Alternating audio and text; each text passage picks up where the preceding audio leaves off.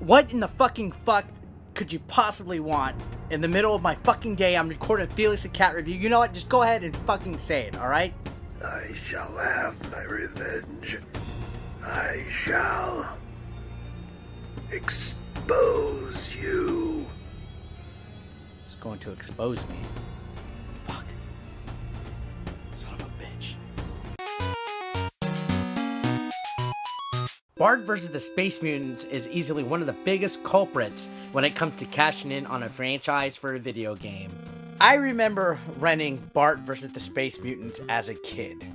Luckily, it was due to all the free video game rentals I would get from school for having good grades, because if I would have wasted any of my allowance on this game, I would have been fucking pissed. Crude jokes aside, the potential was there. Who would not want to play as Bart Simpson in an NES game? This was 1991, at the beginning of the second season of The Simpsons, and Bart Simpson was everywhere. Clothing, toys, lunchboxes, you name it. Is it cliche of me to say that this is a bad game? Let's find out for ourselves. The premise of Bart vs. the Space Mutants is simple. Aliens are invading, and you must complete a goal in each level to stop their dastardly plans. These range from removing or hiding all purple objects, grabbing all hats, finding balloons. What kind of pussy-ass alien invasion is this? Even Alf would have a better invasion than this. You start off in the streets of Springfield. Almost immediately I could tell the controls are going to be a problem. The B button is used to spray, the A button is used to jump. But guess how you run? In a game like Super Mario Bros., holding down B would make Mario run. In Bart vs. the Space Mutants, you have to hold the jump button down in order to run. Oh, and get this, if you push down both of the buttons, you do a super jump. Now, on paper, that doesn't sound too bad, but in Bart vs. Space Mutants logic, it's utter horseshit. It's atrocious, and it's a lot more difficult to land on anything than it sounds. If you have not played Bart vs. the Space Mutants, I'll go ahead and spare you the pain. Imagine having to play this nonsense, jumping over obstacles, avoiding enemies, finding purple objects, and the basic control is just utterly impossible. I can't do this. It's seriously, the basic control of this game sucks away any potential that this game had. It was a Simpsons game in the 90s. How can you go wrong with that? Anyways, back to the first level. As I mentioned, the goal is to either remove, cover, or repaint all purple objects throughout Springfield. Out of all the things that they can think of for the aliens to do, why would they choose this? Was this game written by 8-year-olds? The enemies of the stage are these weird little alien octopus things that just hop up and down in place, or just get in your way. There is absolutely no way to kill these things, and you can only take 2 hits of damage before you lose your life. The gameplay is simple. You see a purple object, and you have to either spray paint it or get rid of it somehow. There are several neat ways to do so, such as using a payphone to prank Moe, just like in the TV show. Wait a minute. That ain't fucking Moe.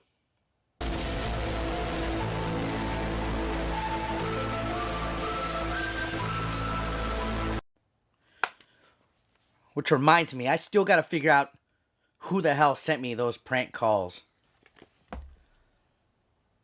Hasn't rung today. I'm waiting for you. There are also shops in Springfield where you have to buy items like wrenches, keys, cherry bombs, and rockets. Keep in mind, kiddos, this was before the day of your smartphones and the internet. You were on your fucking own. If you didn't have Nintendo Power, you were fucked. Because you wouldn't know how much of what item to get, what items to get, and where to use them. Basically, it was trial and error.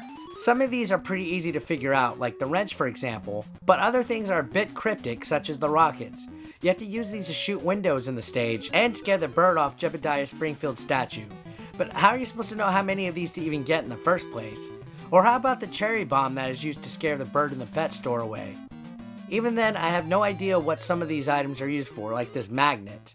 On top of having to find everything purple in this level, you have to also use your X-ray specs in order to find out what pedestrians are aliens or human. This is done by using select to choose the specs and press and start.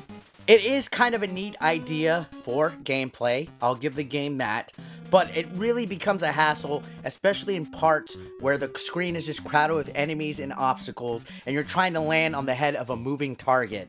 Not to mention having to switch with select and choose the X-ray specs. It just makes your hands feel like they're just all over the place, cramped up. If you hit an alien, you get a letter for whatever family member's name is used for that stage, and they end up helping you in the boss battle at the end of it.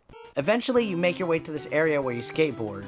You have to avoid dogs, octopus aliens, and Jimbo on a skateboard. This area definitely can be a bitch, but once you get through it, you are pretty much in the final stretch of Springfield. If you have enough rockets, you should be okay getting Barney's Bolorama sign and the windows of the retirement center to close out the requirements for this stage.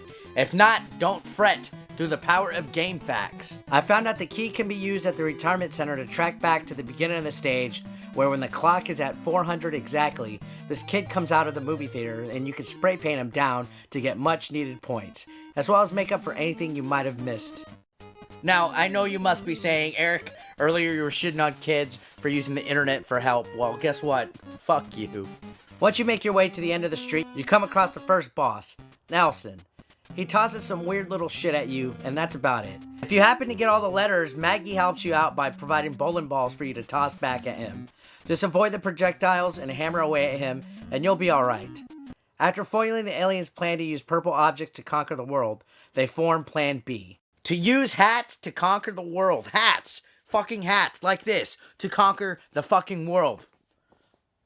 How stupid are these aliens? We're now at Springfield Shopping Mall, where not only do you have to find out which people are aliens, but you have to knock hats off people as well. And things can get a bit clustered because of all the shit that's in this level. Flying pillows, blue lifesavers, there's a big cement pool of floating chocolate bars and lollipops, which not to mention is a real bitch to get past because of the jumping mechanics. If you jump on the second bar 3 times, it'll guide you across, skipping all the jumps. Throughout the shopping mall, at the end of each floor, you come across a gangster alien dude who shoots a gun at you. He's rather easy, you just jump on his head. When you make your way to the next level, you encounter more enemies, such as poltergeist shoes that come at you quickly, and sometimes cause more bullshit when trying to see which humans are aliens. There's also these weird ballerina shoes, dress shoes, and even moonwalking shoes. This the ghost of Michael Jackson? Who's bad? Candy cane obstacles, orange lifesavers, more shoes. It's like they decided to rattle off more random enemies than anything for this level. We finally come up to the gangster alien, who this time is in a big boot. Again, not too hard. Stomp his head and make your way to the end of the level, where the final boss is some dude who tosses luggage down at you. If you manage to get Marge to help you out, this fight is a piece of cake. Just bounce the luggage back up at the enemy and you'll be done. Now the aliens have Plan C. Balloons. Balloons? They're using balloons. Fucking balloons. Are you kidding me? What's next? Toilet paper? Socks? My ass? Bart has to stop the dastardly aliens at Krusty Land, where there are weird midget-looking guys trying to stop you, as well as barrels that randomly roll across the ground. Donkey Kong here, or what? This stage is actually quite easier than the first two. You go around collecting all the balloons and shooting down the enemies, flying on the balloons with the slingshot you obtained in the stage. The slingshot's actually pretty awesome. It's quite a shame that they didn't have it as a permanent weapon for Bart in this game. What is cool about this stage, it is much more expansive than the others. There is one part that also has you go into a fun house where you gotta float over these pipes that shoot hot air and even solve a puzzle game. The boss of this stage is Sideshow Bob, Bart's arch nemesis. If you get her letters, Lisa helps you out by tossing bowling balls down, and you have to jump on his feet so they land on his head. Now we're on to the museum where the aliens plans to use exit signs to conquer the world. Where in the fuck do they come up with that? I swear to God, my fucking pee hole could come up with a better plan than that. Now, the museum is hard as fuck. There are these lasers that you have to pass through by watching their patterns, but they're angled weird, so it's hard to get by without taking damage. There's also this outside part that has these little fucking bugs that are also a pain in the ass to get by, and not to mention quicksand. Fuck, man. In addition, you also have to jump past these ponds with alligators. And you know what? Just fuck this stage. Seriously. Fuck it. Fuck it to goddamn fucking hell. I can't stomach this game any further. Bart vs. the Space Mutants is one of the most unforgiving games I've ever played in my entire life. And you know what? They ported it over to the Sega Genesis, Sega Game Gear, and Sega Master System. Holy fuck. And while these games are graphically better, they managed to keep the same shitty gameplay and control that was featured on the NES.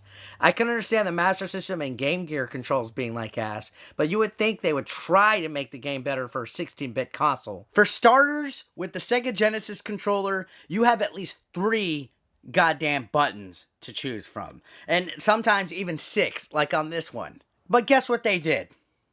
They kept the jumping mechanics exactly the same as the NES.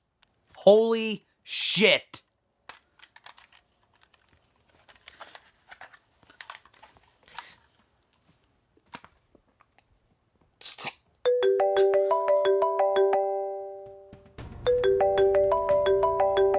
Phone's ringing.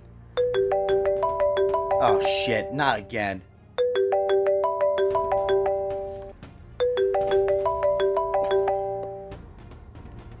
Hello, 8-Bit Eric. This is your last warning. If you know what's good for you, go to YouTube now. Check YouTube. I am here to expose the truth about 8-Bit Eric and what a charlatan and a horrible human being he is. The 8-Bit Eric channel is now mine to control and manipulate. I got you slipping, 8-Bit Eric. If you want your channel back, you do as I say. Punk. Punk! Punk. Punk. Is it? No. Hey, kids. Can't be.